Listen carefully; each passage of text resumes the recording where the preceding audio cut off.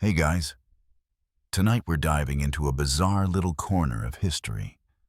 One that'll make you question whether you'd really want to live in a world that adored creepy, stuffed animals. Picture this. It's the late 1800s, and you've just stepped into the parlor of a wealthy Victorian home. The air is thick with the scent of expensive wood, old books, and something faintly earthy as you glance around. Your eyes settle on something that might make your skin crawl.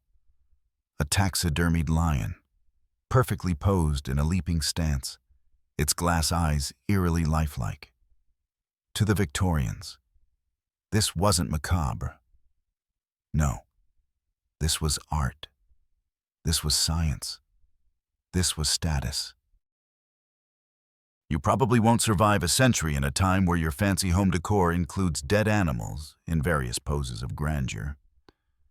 But before we start questioning their sanity, let's take a step back and think about what was going on. The fascination with collecting oddities wasn't just about displaying power.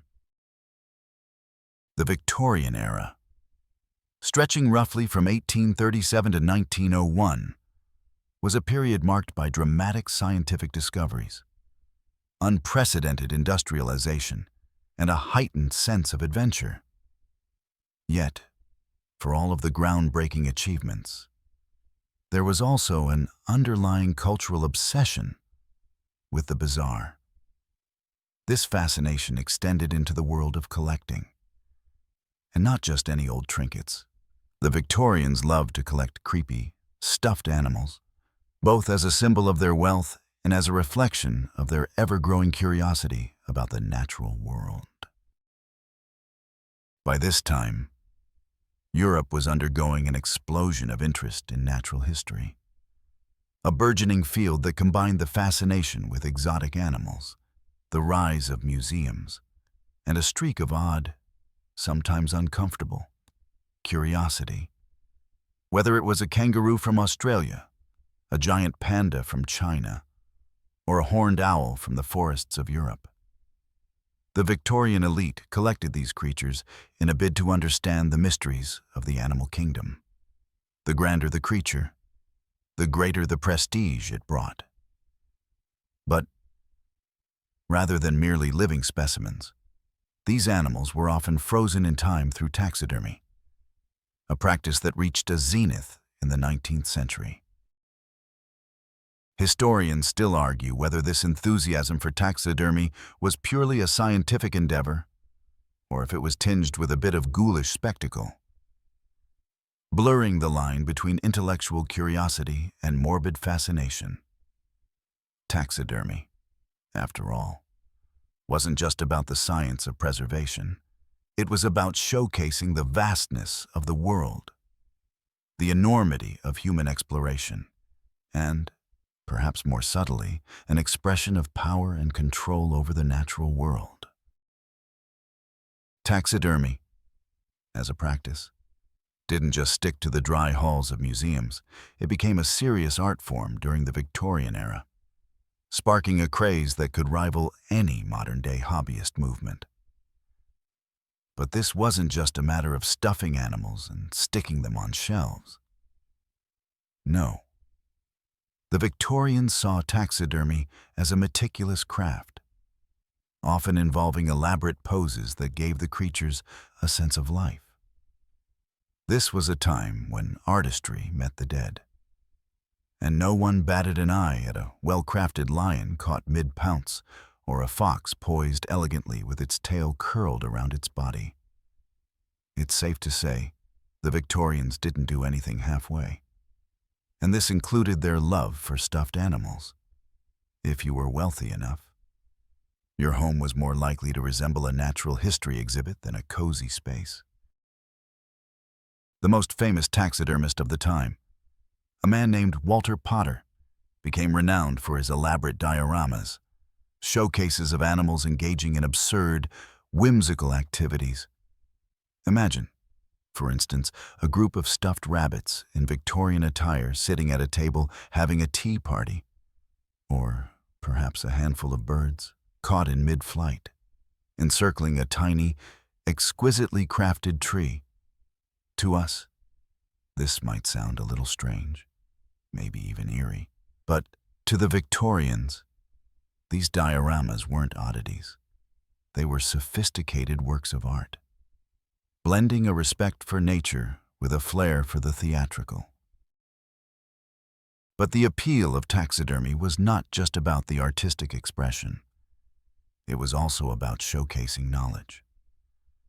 Many wealthy Victorians felt it was important to collect and display exotic animals as a testament to their cultural refinement and scientific curiosity.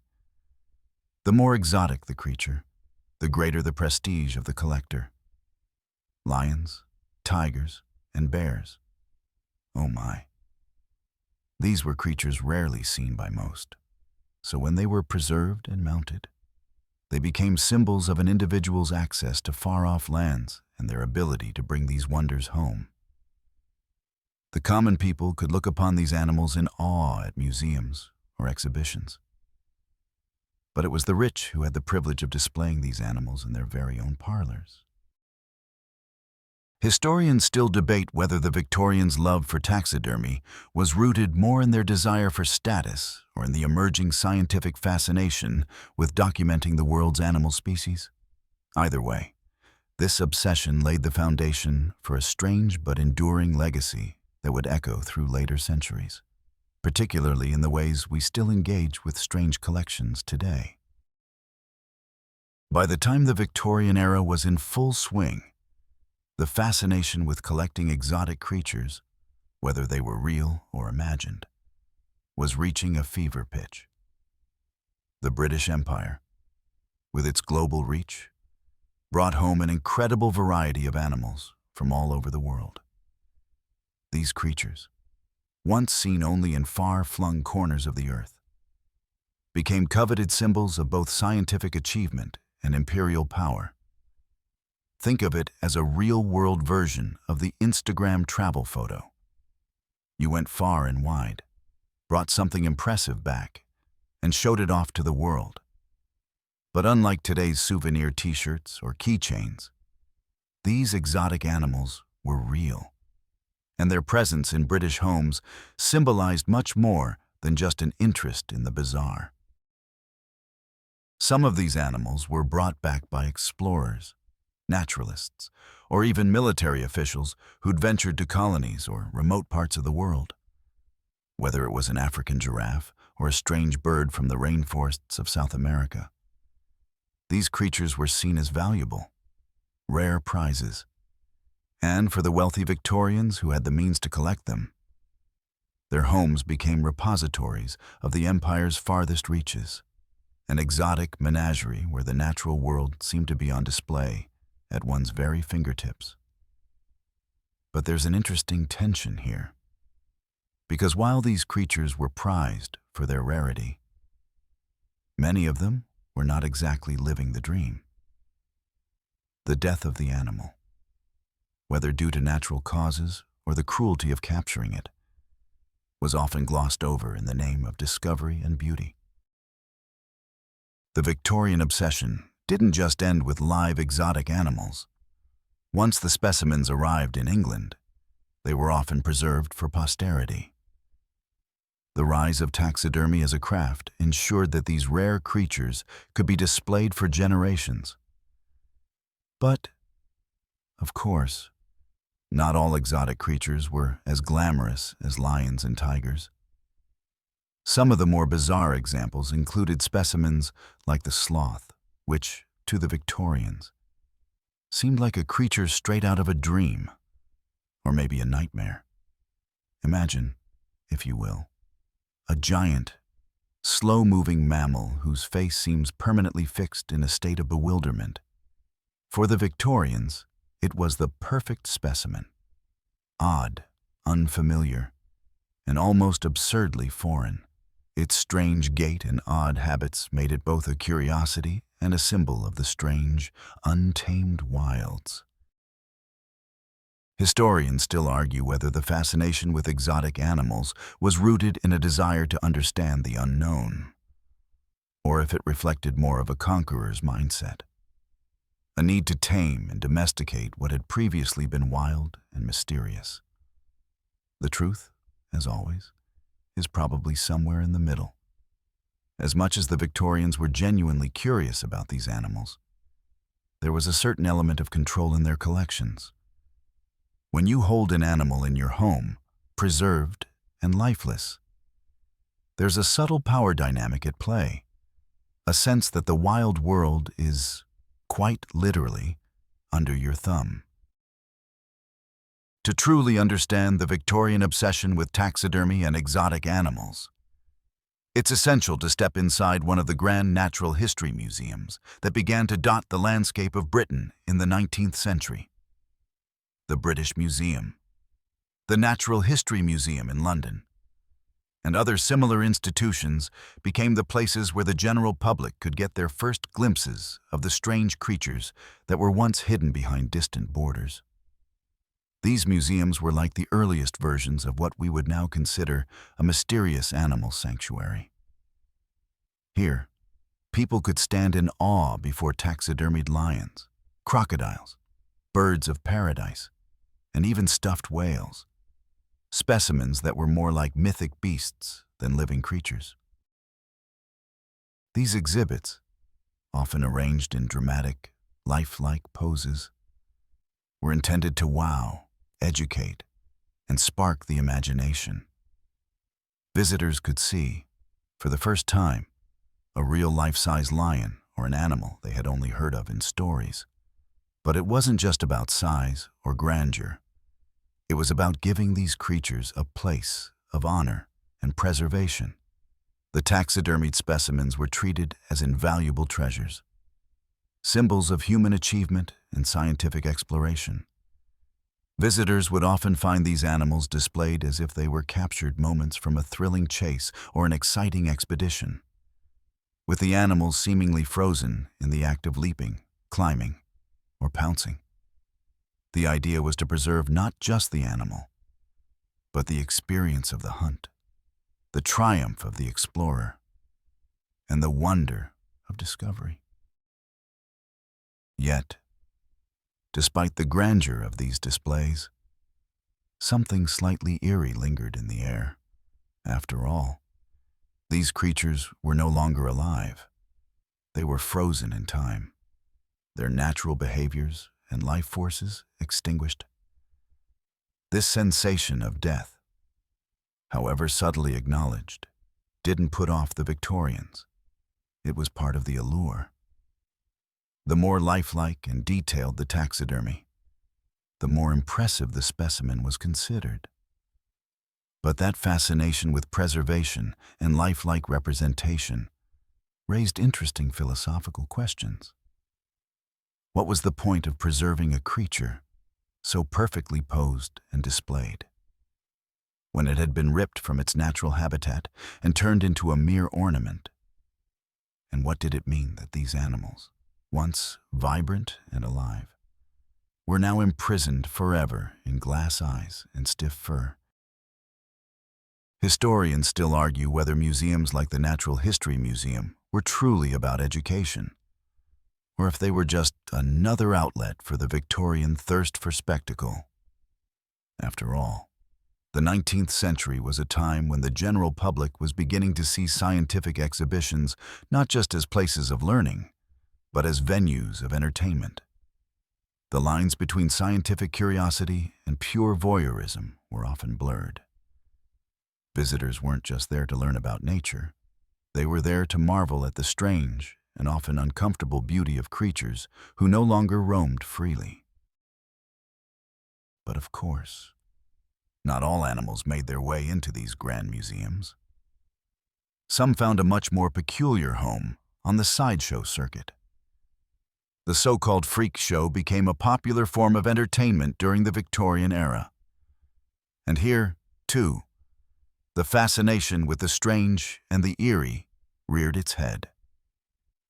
In these traveling exhibitions, people could see strange and sometimes grotesque creatures, often accompanied by human oddities. And yes, this included taxidermied animals, sometimes displayed alongside human curiosities like conjoined twins or individuals with rare medical conditions. The line between what was considered scientific wonder and exploitative spectacle was incredibly thin in these environments. In these traveling shows, taxidermied animals were frequently presented as monsters or wonders of nature. Take, for instance, the infamous Fiji mermaid, a bizarre, half-human, half-fish creature that was nothing more than a cleverly constructed taxidermy hoax. It's hard to imagine that people were genuinely fooled by these creations. But during the Victorian era, where curiosity often outpaced skepticism, the lines between fact and fiction were easier to blur. In these spectacles, taxidermy was presented not just as a representation of an animal, but as a symbol of the strange and unknowable aspects of nature, its power to shock and awe. While the larger, more sophisticated museums presented their animals as scientific specimens, the freak shows capitalized on the unsettling nature of taxidermy. The oddities were arranged to elicit gasps of horror, fascination, and sometimes laughter. However, the reactions were less about the animal's biology and more about its outlandishness. The people who attended these shows were far less concerned with the scientific aspects of the animals and more captivated by their sheer weirdness. A two-headed calf, a six-legged chicken, or a taxidermied lion with a comically oversized mane, these were the kinds of animals you'd encounter in these traveling exhibitions. They were more like curios to be gawked at than studied. Historians still debate whether these sideshows were a product of the era's obsession with the macabre or simply a manifestation of Victorian society's growing taste for the exotic and strange. Some argue that these shows capitalized on a sense of morbidity that ran through the popular culture of the time, while others contend that they were just another facet of the broader fascination with novelty and human eccentricity. One thing is for sure, the boundaries between scientific curiosity, artistic appreciation, and a thirst for entertainment were always fluid, especially in a time when entertainment meant confronting the unknown, and often doing so with a slightly uncomfortable sense of humor.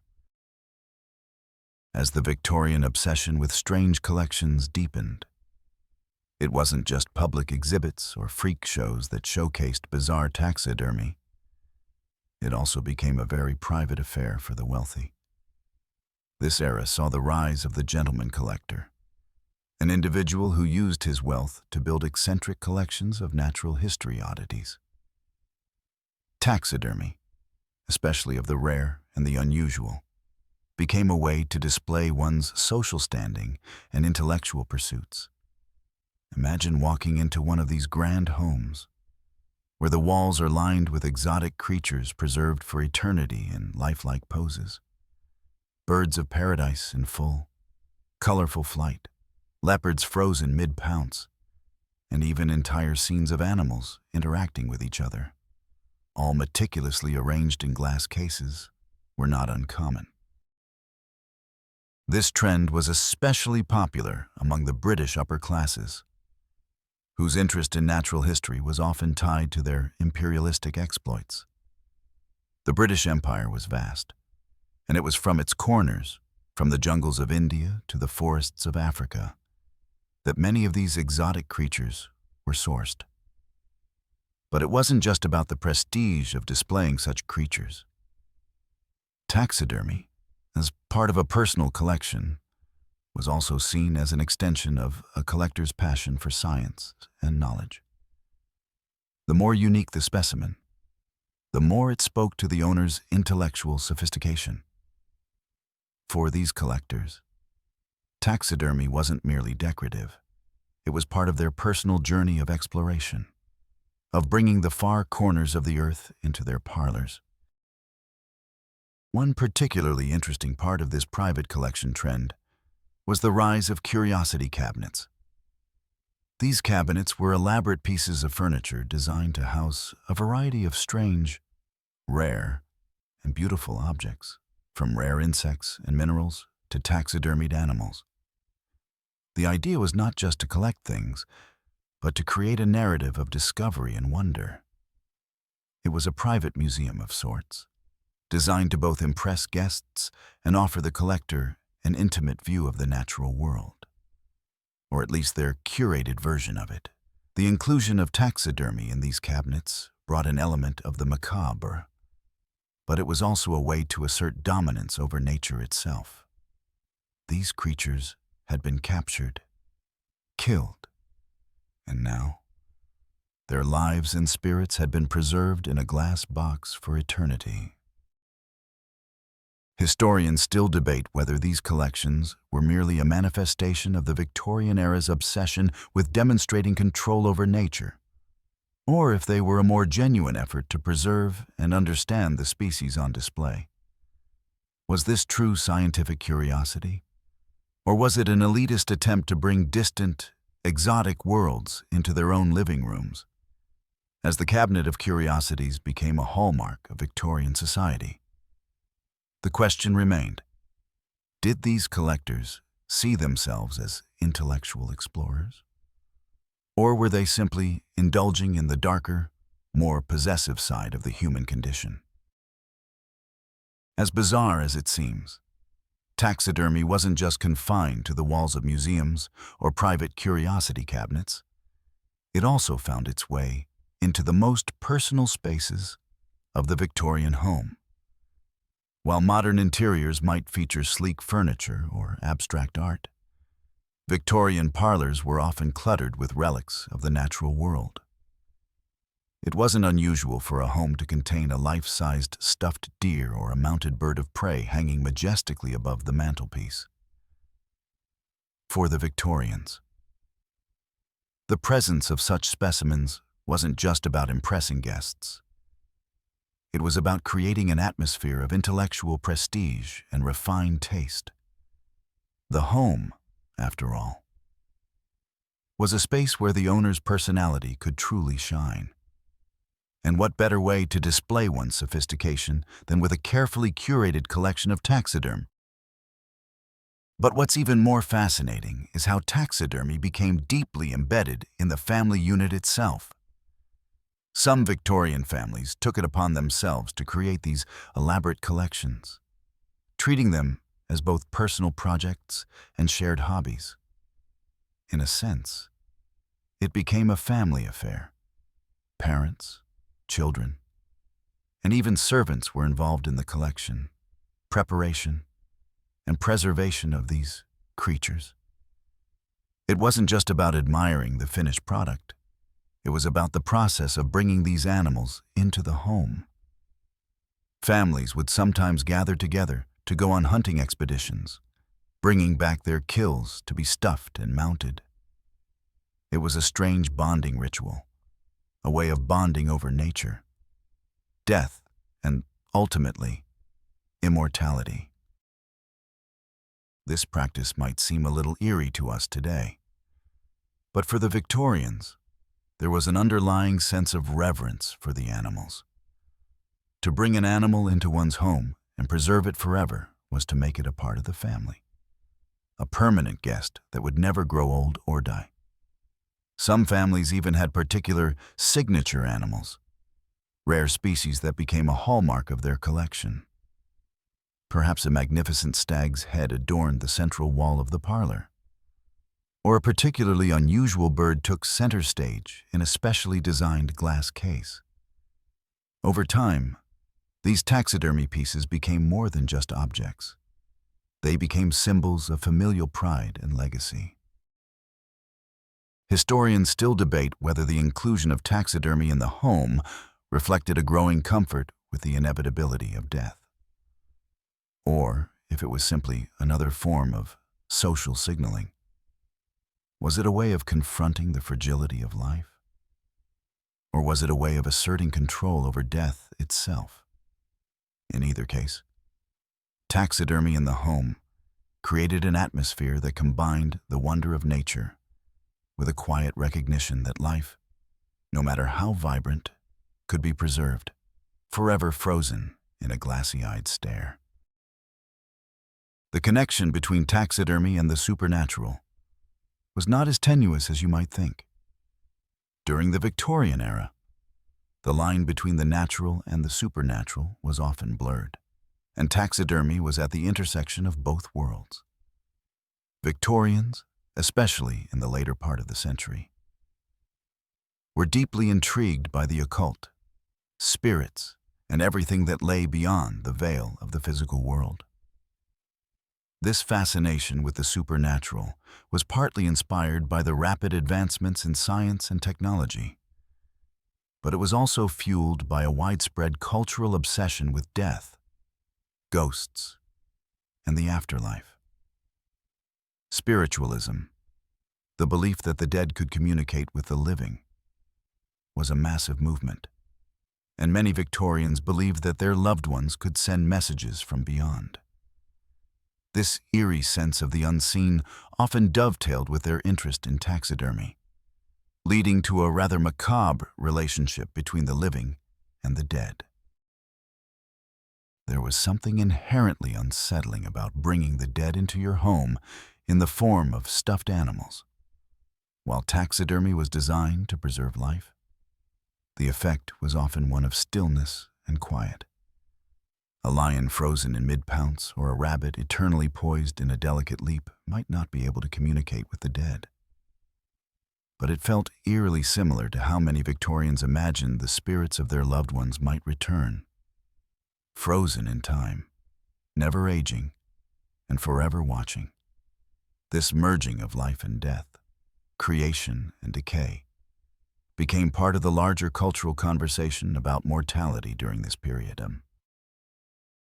Moreover, there were many Victorian collectors who saw taxidermy as a bridge between scientific curiosity and spiritual beliefs. For some, preserving animals wasn't just about the pursuit of knowledge. It was a way of capturing the soul of an animal, or at least preserving a piece of its essence. The way Victorians viewed taxidermy was much more layered than simply as a form of art or science. It was about understanding the essence of life itself, both on the physical level and on a deeper, almost metaphysical level. To capture the animal's form and presence seemed, for some, akin to preserving its very spirit.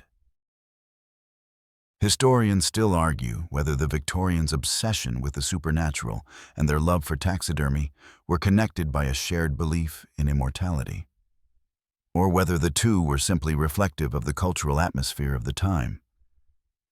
Was taxidermy a way to play with death? To conquer it through artifice? Or was it a legitimate attempt to hold on to something precious that might otherwise slip away? Either way, it's clear that during this period, the world of taxidermy wasn't confined to the realm of natural history.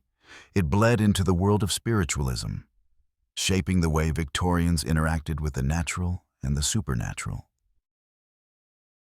The rise of the Victorian explorer also played a significant role in the proliferation of taxidermy, with many of the world's most famous adventurers returning from their expeditions, bearing rare creatures to add to the growing collections of the elite. The British Empire was constantly expanding, and with it, a fascination for what lay beyond the known world. Victorian explorers went on grand journeys, bringing back not only exotic goods and cultural treasures, but also animals, which they meticulously documented, preserved, and presented as living trophies of their adventures. These explorers were not just bringing home souvenirs. They were assembling collections that served as both a testament to their courage and a demonstration of their access to the most mysterious parts of the world. The exotic animals that these explorers returned with were often quite startling. Creatures like the rhinoceros, the giraffe, and the koala were not simply oddities. They were symbols of the Victorian era's insatiable curiosity and desire to conquer the unknown. For the wealthy, owning a specimen of one of these creatures was a form of prestige. It wasn't enough to merely read about these animals in a book. They had to be seen in person. And what better way to ensure that they were permanently part of one's world than by preserving them through taxidermy. The fascination with these exotic animals also coincided with the growth of the scientific community's understanding of zoology and taxonomy. With the rise of these fields came an even greater need to document and categorize creatures, not just in sketches or writings, but in actual physical form. Taxidermy became the perfect tool for explorers, scientists, and collectors to preserve the very essence of the animals they encountered. In fact, some explorers were practically obsessed with bringing back specimens in the most lifelike and preserved state possible, sometimes going to great lengths to make sure the animals were preserved in a way that would allow future generations to study them. Historians still argue about whether the obsession with exotic animals was primarily driven by a genuine scientific curiosity, or whether it was more about the rush of bringing home an entire foreign world to display in the comfort of one's parlor. Was it about discovering and preserving unknown species? Or was it about creating an empire of nature? One stuffed animal at a time. Whatever the answer, there's no denying that the explorers of the Victorian era played a critical role in cementing taxidermy's place as an indispensable part of the culture of the time. As the Victorian era progressed, so did the peculiar blend of pseudoscience and fantasy that often accompanied the fascination with strange creatures and their preservation. In the quest to catalog and understand the natural world, the Victorians also dabbled in a world of myth, monsters, and speculation. This was a period when cryptozoology, the study of animals that may not even exist, began to take hold. The line between reality and myth became increasingly blurred, with the likes of the Loch Ness Monster and other legendary creatures often appearing in Victorian scientific discourse. While these creatures were largely relegated to the realm of folklore and speculation, the Victorians' deep fascination with them led to several taxidermy-related hoaxes and the presentation of creatures that may not have even existed. One of the most famous examples of this was the Fiji mermaid, a grotesque creature that was supposedly a half-woman, half-fish hybrid, while modern science quickly debunked it as a carefully constructed taxidermy hoax. The creature became a sensation in the mid-1800s, attracting crowds eager to witness the monster for themselves. The mermaid, a bizarre and unsettling combination of a monkey's upper body and a fish's lower half, was showcased in a glass case like any other rare animal, and it sparked intense debates about the boundaries of science and fiction. To many, it was a testament to the creativity and obsession that could be cultivated in the pursuit of spectacle, a world where reality could be bent to fit the needs of the curious and the eccentric. Another example of the blurry boundaries between science and myth is the fascination with mermaids and dragons. During the Victorian period, taxidermy wasn't just about preserving real, known animals. It was about giving life to mythical creatures. Museums and collectors would occasionally display fossils or remains that seemed to suggest the existence of creatures from legend, further feeding the idea that the natural world was much stranger than anyone had imagined. The desire to classify and understand the world, no matter how fantastical, led to some unusual exhibitions that mixed real science with speculation. Historians still argue whether this obsession with mythical creatures and pseudoscience was a natural byproduct of the rapid scientific progress of the Victorian era, or whether it was a deeper manifestation of the era's growing uncertainty about the world. Was it the result of a genuine desire to explore the unknown? Or did it reflect the era's fascination with the eerie and the inexplicable, regardless of the intent? It's clear that the Victorian obsession with cryptids, hoaxes, and speculative zoology was as much a part of their culture as the more legitimate scientific endeavors. By the time the Victorian era had reached its peak, a new set of animals had captured the imagination of the public: extinct species. Among these, the dodo, the auk, and the Tasmanian tiger were the subject of intense fascination. While some of these animals were known to have been extinct for centuries, the Victorians were among the first to face the modern reality of extinction as a permanent and irreversible event. As naturalists and collectors gathered specimens from around the world, they also began to reckon with the idea that certain creatures, once abundant, were now gone forever. The taxidermy of extinct species became a poignant reminder of nature's fragility, and an effort to preserve these creatures for posterity became a popular obsession. One of the most famous extinct creatures that captivated the Victorians was the dodo, a bird native to the island of Mauritius. By the time the Victorians arrived on the scene, the dodo had already been extinct for centuries. However, its story became an iconic symbol of extinction. So much so that the dodo became synonymous with something that was outdated or doomed. Victorians saw the taxidermied remains of the dodo as a strange and tragic reminder of the changing world around them. They were deeply aware that the natural world was rapidly changing, and the presence of the dodo's preserved body symbolized both human achievement in capturing nature's wonders and the irrevocable loss of a species. Taxidermists would often receive the task of preserving not only rare animals, but also those that had already vanished from the world. The process of mounting these extinct creatures was fraught with challenges. Without the ability to study living examples, taxidermists relied on skeletal remains, illustrations, and the occasional bits of preserved skin. In some cases, the representations were less than accurate, leading to a strange hybrid of fact and artistic interpretation. The preserved remains of the dodo, for example, were often presented in a highly stylized way, sometimes using imagination to fill in the gaps where scientific knowledge was still lacking.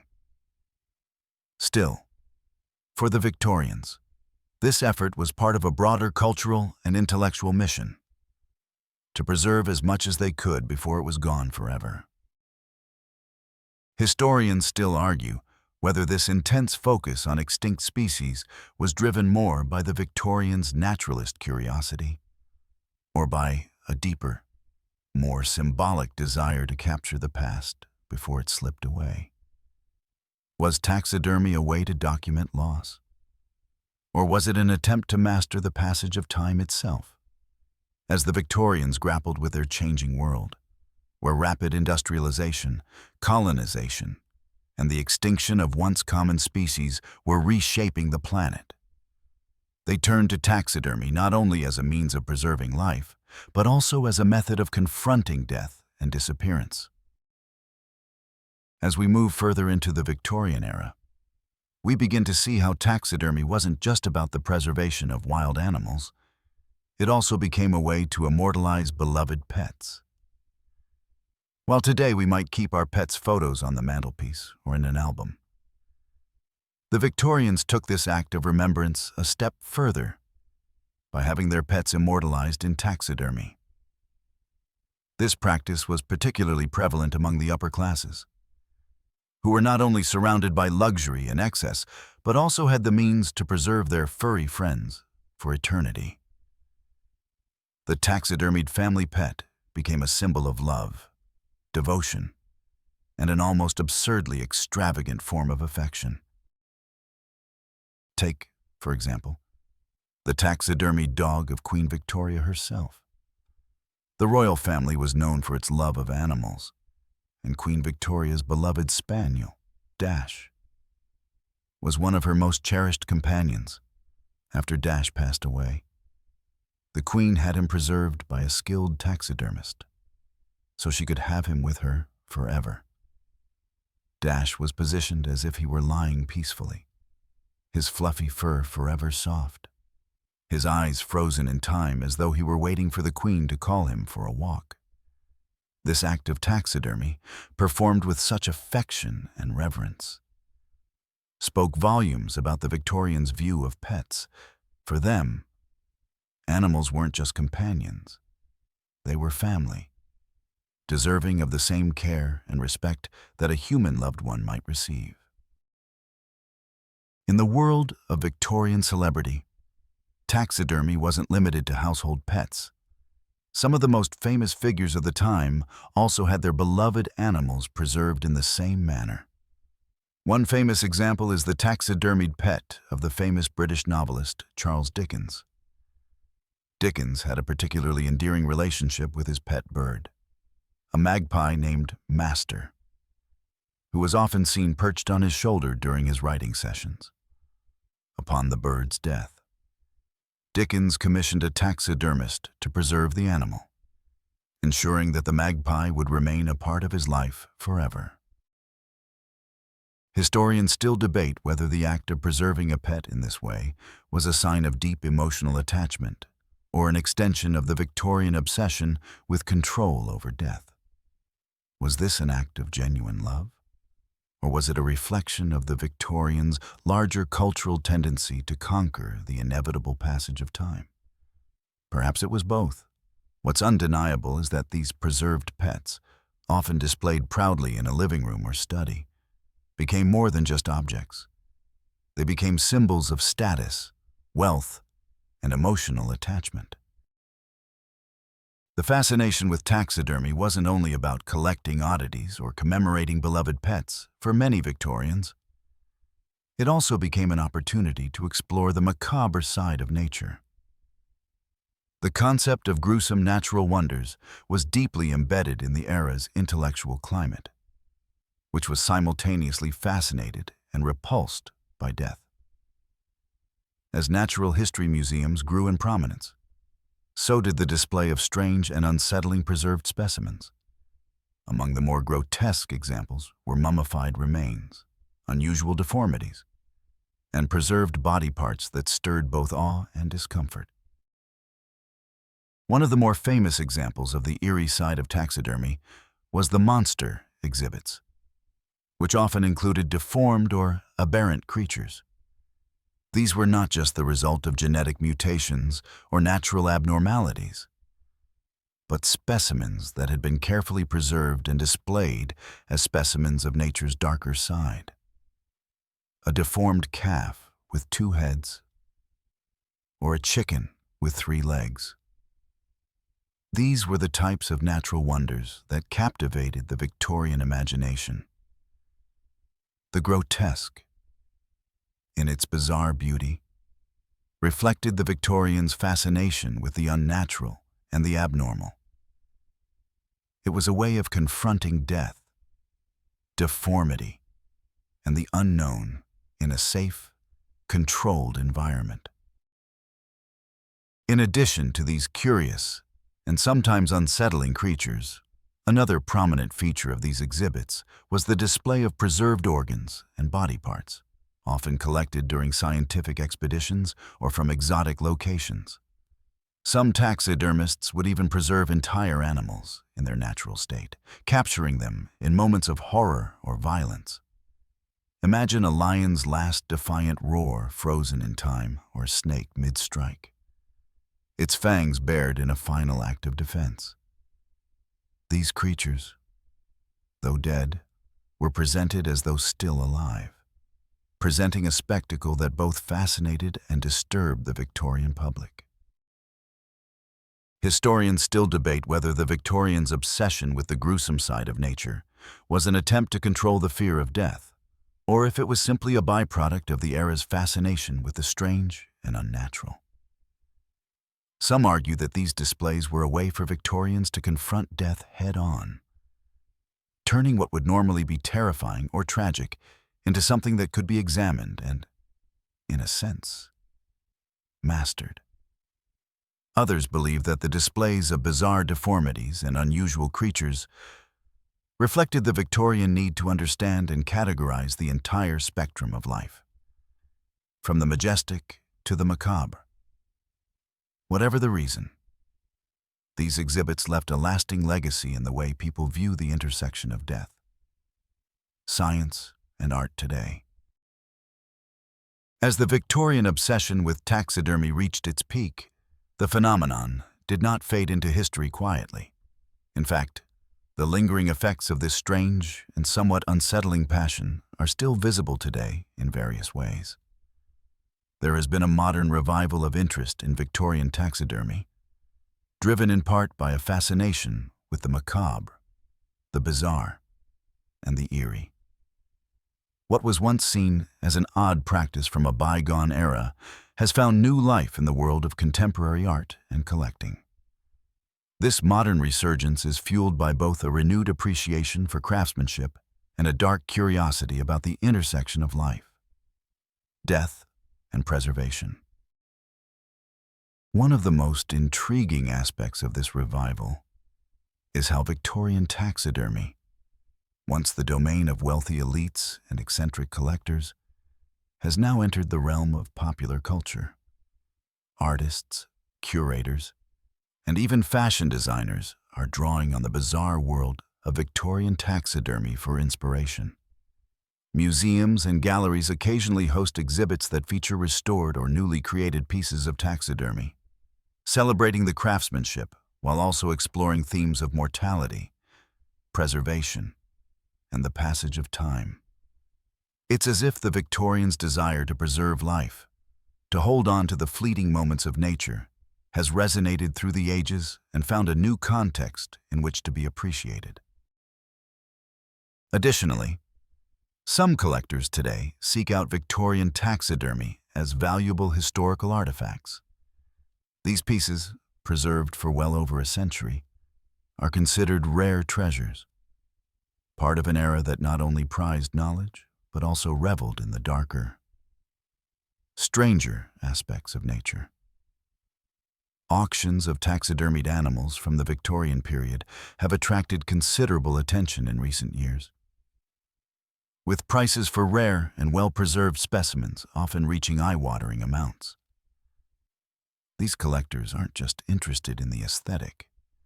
They are looking for a piece of history, a physical connection to a time when the strange and the unexplained were displayed with pride, and when the line between scientific exploration and artistic expression was often blurred. However, the fascination with Victorian taxidermy isn't without controversy.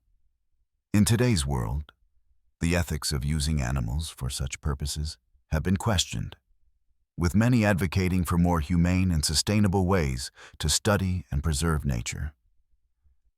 In the modern era, we view these preserved creatures through a different lens, one that is more focused on animal rights and conservation.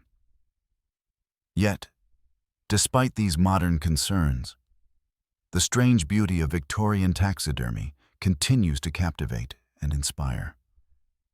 It seems as though the allure of these lifelike, frozen animals, their glassy eyes and stiff limbs, still has the power to both disturb and intrigue, proving that the fascination with the preserved, the strange and the eerie is not easily extinguished.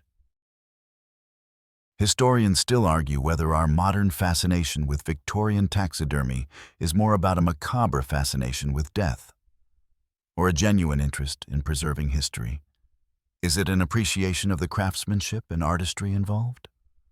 Or is it a darker desire to explore the boundaries of life and death? Whatever the reason, the legacy of the Victorians' love for creepy, stuffed animals lives on.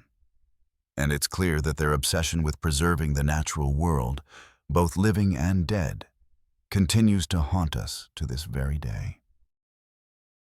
As we near the end of this peculiar journey into the world of Victorian taxidermy, it's worth taking a step back and reflecting on the lasting legacy of this strange and eerie fascination. The Victorian obsession with creepy stuffed animals, once a sign of wealth, status, and scientific curiosity, has slowly but surely evolved into something far more subtle and, dare I say, nostalgic. Today, taxidermy no longer occupies the same prominent space in society as it once did, but its impact is still felt, especially in the realms of art, history, and the cultural fascination with the macabre.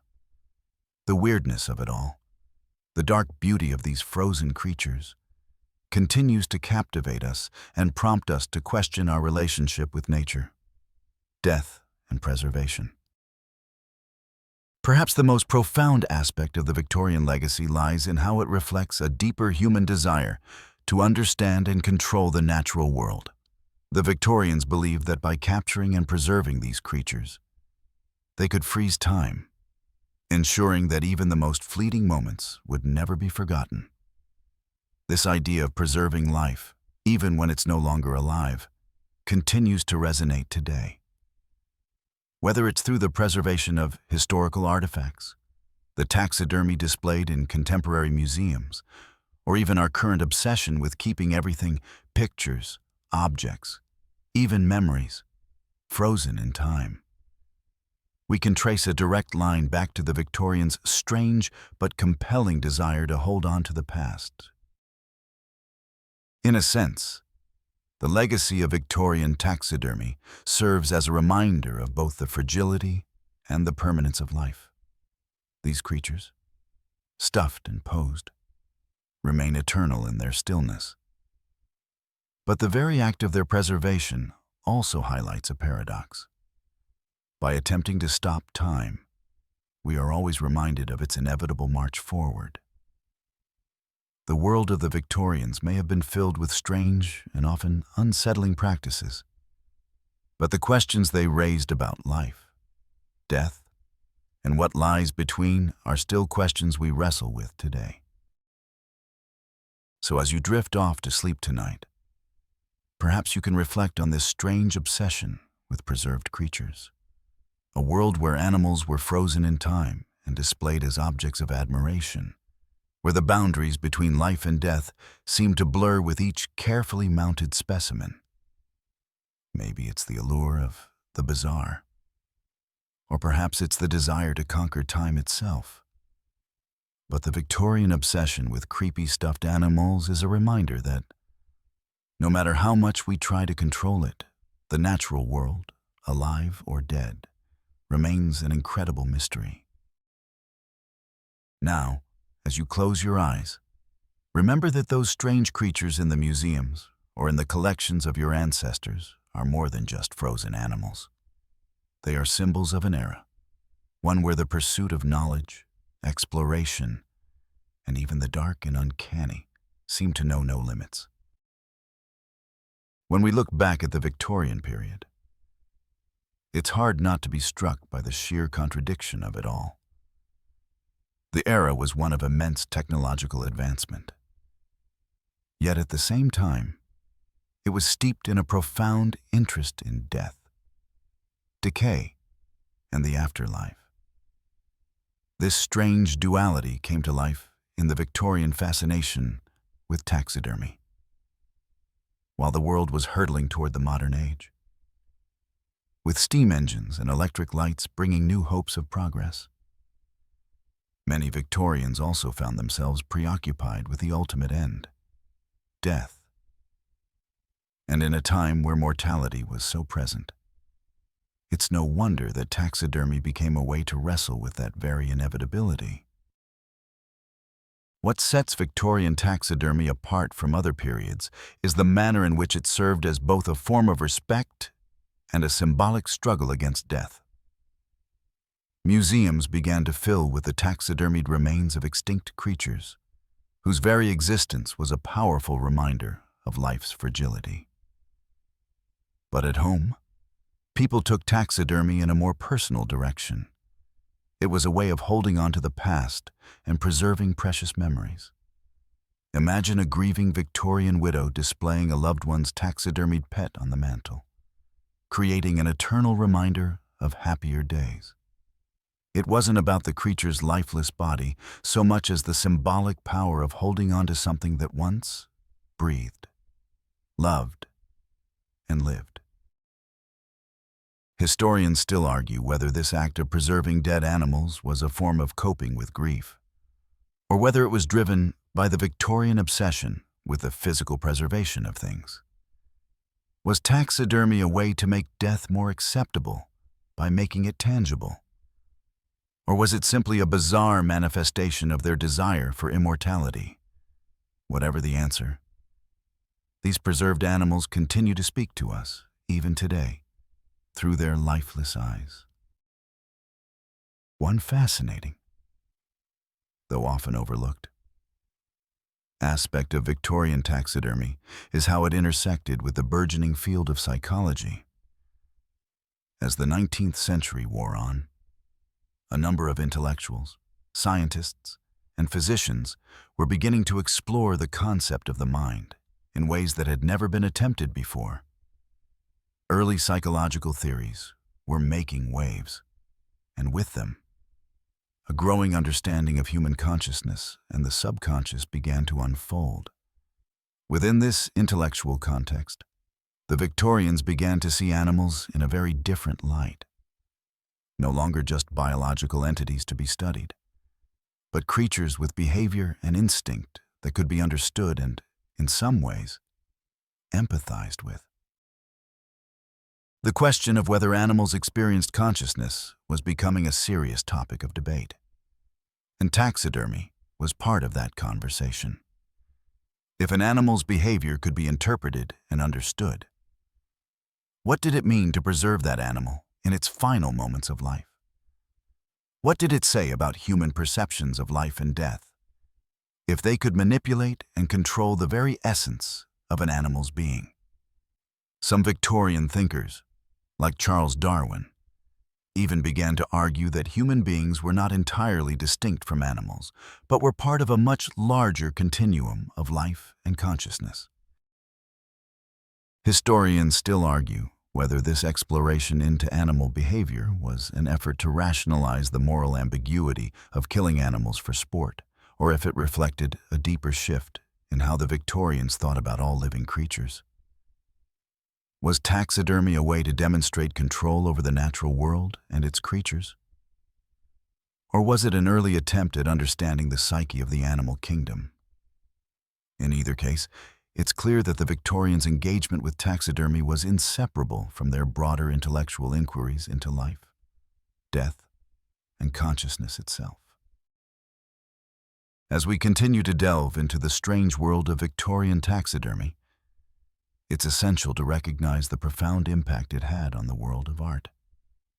Taxidermy, though often thought of as an offshoot of science, was heavily intertwined with artistic expression.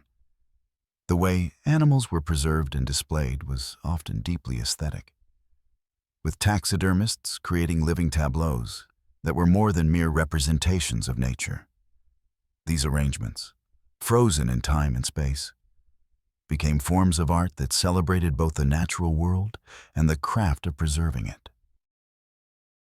Victorian taxidermists were not only scientists, they were artists, too. They understood the importance of pose, lighting, and presentation. A bird displayed mid-flight, its wings outstretched in a perfect imitation of nature's grace, was a work of art in itself. In some ways, these taxidermists were sculptors, molding the lifeless forms of animals into visions that brought out their beauty, majesty, or even their fearsome power. Artists like Walter Potter took this craft a step further, creating elaborate dioramas that not only showcased taxidermied animals, but arranged them in whimsical and artistic settings, turning an otherwise macabre display into something resembling a miniature stage production. Historians still debate whether these works should be considered art, science, or something in between. Was taxidermy a reflection of the Victorians' growing mastery over nature? Or was it an artistic endeavor born out of their love for the strange and beautiful? Either way, the legacy of Victorian taxidermy lives on in the art world, as modern artists continue to engage with the practice, turning it into a commentary on preservation, decay, and the relationship between life and art. One of the more bizarre, but also fascinating elements of the Victorian taxidermy craze was how it was linked to ideas of social status and identity. In a time when class distinctions were deeply ingrained and the wealthy were constantly searching for ways to elevate themselves above the common masses, taxidermy served as a subtle and sometimes not so subtle way to demonstrate one's power over nature, and by extension, over life itself. The practice became a kind of aristocratic performance, an intellectual display, a moral marker, and a physical manifestation of wealth. Victorian society placed immense value on having access to the rare and the exotic. Taxidermy was a status symbol, signifying that one had not only the wealth to travel the world and acquire exotic animals, but also the intellectual sophistication to appreciate the science behind them. The animals, whether they were grand lions, majestic deer, or strange creatures from distant lands, became symbols of exploration, status, and wealth. A home decorated with carefully mounted specimens told guests, "Look at what I've brought back from my travels. Look at my place in the world." Historians still argue whether this practice was a genuine reflection of the desire for knowledge and scientific understanding, or whether it was primarily driven by the need for social signaling. Was taxidermy a form of intellectual and cultural expression? Or was it a way for the elite to assert their dominance and superiority either way? The practice of preserving exotic animals transcended the world of science and became a symbol of Victorian wealth, privilege, and perhaps most importantly, their growing mastery over the natural world. Finally, as we reflect on the legacy of Victorian taxidermy, it's essential to acknowledge how it continues to resonate in our modern, post-Victorian world. The macabre fascination with preserved creatures, the desire to capture life at its most strange, and the overwhelming curiosity about the natural world have all left their mark on the way we engage with the animal kingdom today. While taxidermy may no longer have the same prominent cultural presence it once did, it has evolved into a powerful cultural and artistic tool that is used to explore themes of mortality, preservation, and the nature of life itself. From art galleries to private collectors, taxidermy has found a new place in the world, one that is less about displaying exotic status symbols and more about reflecting on humanity's complex relationship with death, memory, and identity. Contemporary artists, such as Damien Hirst and others, have revived the practice, using taxidermy not only as a medium, but as a way to provoke questions about the boundaries between life and death, art and science, the eerie beauty of taxidermy, the way it freezes an animal in time, continues to captivate modern audiences, just as it did the Victorians. Historians still argue whether modern fascination with taxidermy is merely a continuation of the Victorian obsession with the strange and the macabre, or if it is a way to grapple with contemporary existential concerns. Regardless of the motivations, there's no denying that the Victorian obsession with collecting and preserving life has had a lasting impact and continues to shape the way we think about our relationship with the natural world. And just as the Victorians displayed their strange collections to assert their place in the world, we too engage with these artifacts today to assert our place in a world that seems to be moving faster than ever before.